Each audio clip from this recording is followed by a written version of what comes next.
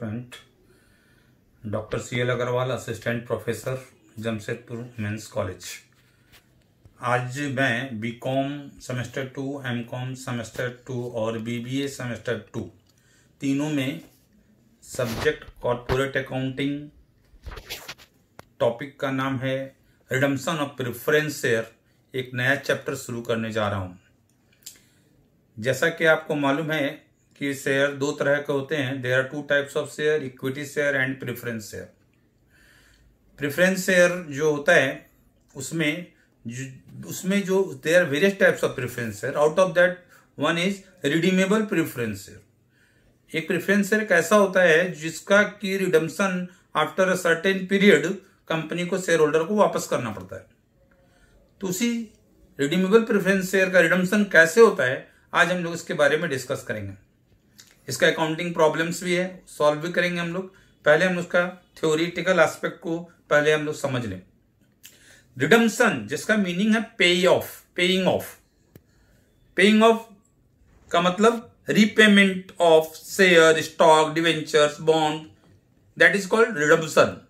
Now redemption of preference share means repayment of capital to the preference shareholders. जो preference shareholders हैं उनको redemption करना, उसका payment करना, capital का पेमेंट करना।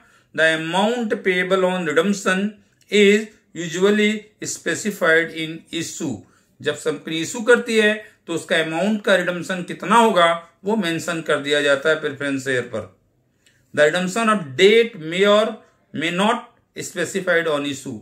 जनरली रिडम्पशन का डेट कभी इशू के समय में ये कर दिया, स्पेसिफाई किया जाता है, कभी कभी नहीं भी किया जा सकता, लेकिन अमाउंट स्पेसिफाई कर दिया जाता है।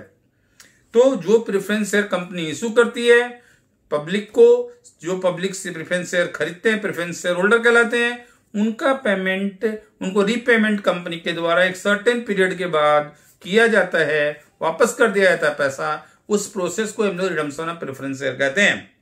तो कंपनी एक्ट 2013 में क्या प्रोविजंस है, क्या कंडीशंस और क्या रूल्स है, सबसे पहले हम लोग जानेंगे कि रिडम्पशन ऑफ प्रेफरेंस शेयर से रिलेटेड क्या कंडीशंस है। तो उसके हम थोड़ा सा रीड आउट करें, ध्यान से देखिए। According to section 55 of the companies act 2013, preference share can be redeemed only of the following conditions are fulfilled. Number 1, redeemable preference share can be issued only by the companies limited by share. There are various types of company. That company which are limited by shares, it can only issue redeemable preference share. तो जो भी redeemable preference shares है वो उस company के द्वारा issue होना चाहिए, that company which are limited by shares. Second point, preference share must be redeemed within 20 years from the date of issue of such share. However, in case of infrastructural project where maximum period of preference share is 30 years, कहता है कि general company को, infrastructural company को छोड़कर जो other companies हैं उनका redemption का पीरियड मैक्सिमम 20 इयर्स में जो भी प्रेफरेंस शेयर इशू की है सारे प्रेफरेंस शेयर होल्डर को पैसा वापस करना है। लेकिन जो इंफ्रास्ट्रक्चरल कंपनीज हैं उनका मैक्सिमम पीरियड 30 इयर्स दिया है। और वे कंपनी जो इंफ्रास्ट्रक्चर कंपनी है, the company shall redeemed every year at least 10% of such preference share beginning from the expiry of 20 years. 20 साल बीतने के बाद हर साल वो 30 साल के अंदर, 10 साल के अंदर में 20 से 30 साल के बीच में हर साल 10% वो रिडम्पशन कर सकते हैं। Third point, redemption of preference share may be at par और एट प्रीमियम। रिडम्पशन जो होता है कंपनी वो शेयर का फेस वैल्यू, नॉमिनल वैल्यू, जिसको हम लोग एट पार बोलते हैं, कंपनी एट पार पे भी रिडम्पशन कर सकती है और कंपनी एट प्रीमियम पर भी रिडम्पशन कर सकती है।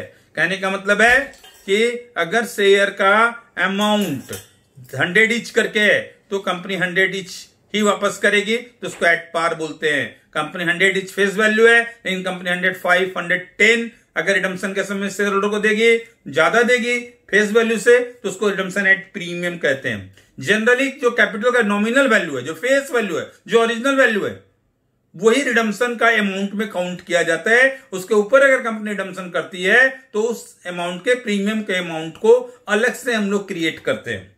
जनरली वो amount company security premium reserve के अमाउंट से ही लेती है। और fourth point, such preference share must be fully paid up. अगर कंपनी शेयर इशू की है, जो भी उसका फेस वैल्यू है, अगर वो पार्टली पेड अप है तो रिडम्पशन के पहले उसको फुल्ली पेड अप में कन्वर्ट करना होगा। शेयर होल्डर से पार्टली अमाउंट को कॉल करना पड़ेगा, फुल्ली पेड अप में कन्वर्ट करना होगा, तभी कंपनी रिडम्पशन कर सकती है। Next point, the redemption of preference share can be funded only either from distributable profit और from fresh issue of shares made for the purpose of redemption. Company जो redemption के लिए फंड का जरूरत है, पैसे की जरूरत है, कंपनी वो अमाउंट या तो डिस्ट्रीब्यूटेबल प्रॉफिट है, जो प्रॉफिट अवेलेबल फॉर डिविडेंड है, उस पैसा को यूज कर सकती है। अगर नहीं है उतना पैसा तो company fresh issue of share, either equity share और preference share, fresh share issue करके फंड को कलेक्ट कर सकती है, उस फंड से भी रिडम्पशन कर सकती है। हम लोग बताएंगे कि डिस्ट्रीब्यूटर प्रॉफिट क्या होता है। कंपनी का जो प्रॉफिट होता है, सारा प्रॉफिट कंपनी डिविडेंड के रूप में नहीं बांटती है। जितना भी प्रॉफिट होता है उसका बहुत सारा रिजर्व क्रिएट किया जाता है। कुछ ऐसा प्रॉफिट, कुछ पार्ट ऐसा होता है जो फ्री फॉर डिविडेंड होता है, कुछ ऐसा प्रॉफिट होता है जो कि स्पेसिफिक फंड के नाम से, स्पेसिफिक रिजर्व के नाम से कंपनी जो है रिजर्व क्रिएट करके रखती है। उस पैसा को जो स्पेसिफिक होता है, स्पेसिफिक फंड होता है, जनरली उसका यूज नहीं करती है। वो कैपिटल फंड होता है, कैपिटल प्रॉफिट होता है, उसको जनरली कंपनी यूज नहीं कर सकती है। और जो फ्री फॉर डिविडेंड है, जो डिस्ट्रीब्यूटेबल प्रॉफिट है, जो फ्री फॉर प्रॉफिट है, उसी का यूज डिस्ट्रीब्यूटेबल प्रॉफिट के रूप में कंपनी इसको रिडम्पशन के पर्पज से कर सकती है। फिर next point, where the preference share are propose to be redeemed out of the profit of the company, their sale out of such profit be transferred a sum equal to the nominal value of the shares to be redeemed to a reserve to be called capital redemption reserve account। Company को जो profit से पैसा निकालती है redemption करने के लिए, वो पैसा कंपनी का जो रिडम्पशन है, रिडम्पशन का जो नॉमिनल वैल्यू है और एक प्रीमियम, दो तरह का पैसा जरूरत पड़ता है, एक नॉमिनल वैल्यू के लिए और एक प्रीमियम फॉर रिडम्पशन के लिए।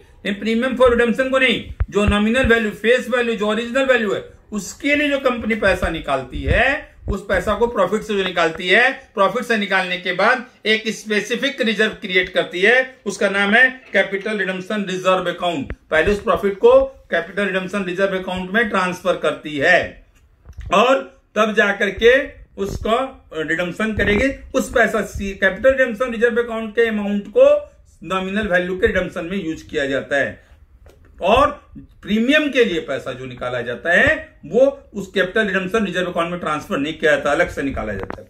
अब हम पहले जाने कौन सा प्रॉफिट फ्री प्रॉफिट है, कौन सा प्रॉफिट ऐसा है जो कैपिटल रिडम्पशन रिजर्व यानी नॉमिनल वैल्यू ऑफ रिडम्पशन के लिए यूज कर सकते हैं।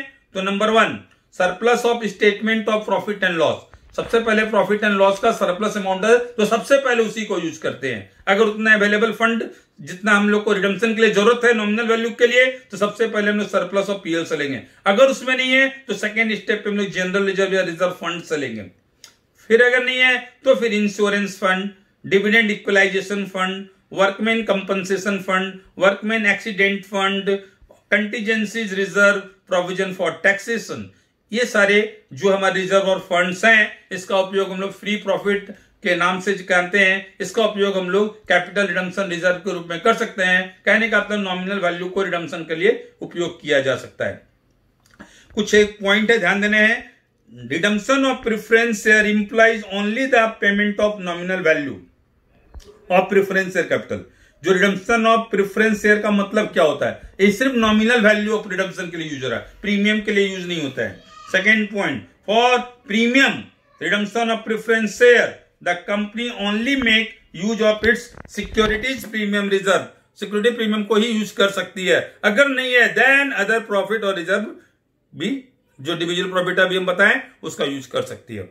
आइए, profit which can not be used in creating capital redemption reserve. कौन सा प्रॉफिट है जो यूज नहीं होता है, वो सबको हम लोग कैपिटल प्रॉफिट बोलते हैं। जैसे सिक्योरिटीज प्रीमियम रिजर्व का यूज सीआरआर के रूप में नहीं होता है, शेयर फॉरफिटेड अकाउंट का नहीं होता है, कैपिटल रिजर्व का यूज नहीं होता है, प्रॉफिट प्रायर टू इनकॉर्पोरेशन का यूज नहीं होता है, डेवलपमेंट रिबेट रिजर्व का यूज नहीं होता है, इन्वेस्टमेंट अलाउंस रिजर्व का यूज नहीं होता है, डिवेंचर रिडम्पशन रिजर्व का यूज नहीं होता है, profit from the sale of fixed assets का यूज नहीं होता है। ये सारे जो हम पढ़े अभी इसका यूज नहीं होता है ना। ये सब का कैपिटल प्रॉफिट है, ये सब इसका यूज कभी भी कैपिटल रिडम्पशन रिजर्व के रूप में नहीं किया जाता है। कहने का मतलब रिडम्पशन ऑफ प्रेफरेंस शेयर के लिए फंडिंग करने के पैसा के अमाउंट के लिए इस प्रॉफिट का यूज नहीं किया जाता है।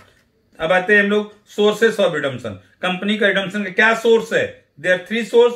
One is out of free profit और डिविजिबल प्रॉफिट और प्रॉफिट अवेलेबल फॉर डिविडेंड। जो अभी हम लोग पहला पार्ट में बताए थे, जो प्रॉफिट अवेलेबल है डिविडेंड के लिए या जो फ्री प्रॉफिट है, जो लिस्ट आप लोगों को बताए थे ऊपर में, वो सारे लिस्ट का यूज है। अगर उस प्रॉफिट है तो उससे हम लोग रिडम्पशन कर सकते हैं, पहला सोर्स। दूसरा सोर्स, अगर प्रॉफिट में पैसा नहीं है तो out of proceed to a fresh issue of shares, हम लोग नया शेयर इशू करेंगे for the purpose of redemption. Redemption के पर्पस से, स्पेशल पर्पस के लिए नया शेयर इशू करेंगे, आइदर इक्विटी और प्रेफरेंस शेयर इशू करके उसके प्रोसीड से भी हम लोग रिडम्पशन कर सकते हैं। थर्ड है, अगर मान लीजिए प्रॉफिट में कुछ पैसा है, कम है, तो प्रॉफिट का आधा यूज करेंगे, आधा नया शेयर इशू करके उस पैसा को यूज करेंगे। कहने का थर्ड हो गया out of combination of both, means partly out of profit and partly out of fresh issue of shares. ध्यान देना है, preference share can not be redeemed by the proceed from issue of debenture.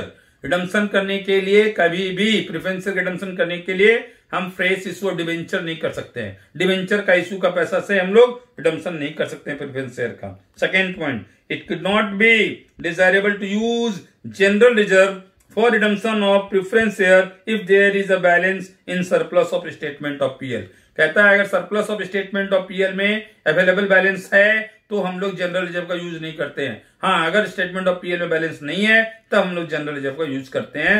ये हमारा basic है, इस chapter का theoretical aspect है। इससे हमारा क्वेश्चन बनता है what do you mean by redemption of preference share and what are the conditions और provisions regarding redemption of preference share capital।